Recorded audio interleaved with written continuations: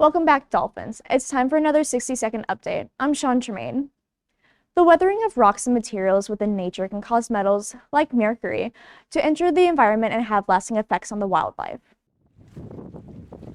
I might be doing terrestrial animals and studies with mercury, but mercury does usually kind of come from the terrestrial side of things first, so weathering of rocks and everything. So runoff from the terrestrial zones into the water brings that mercury and other metals to contaminate the water, such as the St. Johns River. So mercury can come from different areas in the environment naturally, such as volcanic activity, weathering of rocks. So as rocks break down, it can release different metals such as mercury.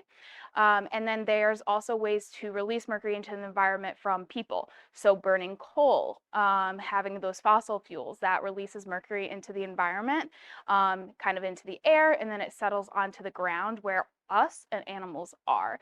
And then where they're living, you can eat it, you can just be living in this contaminated environment, and your body will accumulate this mercury.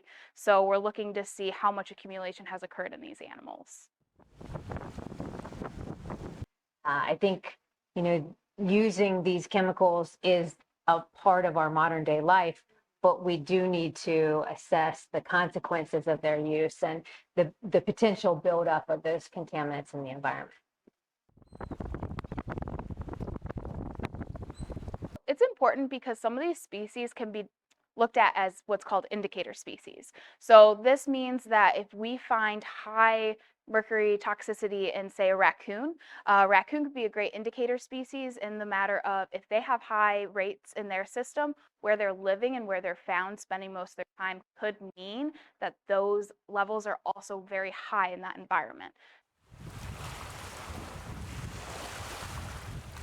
Learning which materials to recycle and to throw away can help reduce mercury in the environment, along with cleaning up any trash you come along outside. You can also reduce the use of products that contain mercury to support lowering the mercury levels. Thanks for watching. You can find more student-produced content on our social media. For the Dolphin News Media, I'm Sean Tremaine.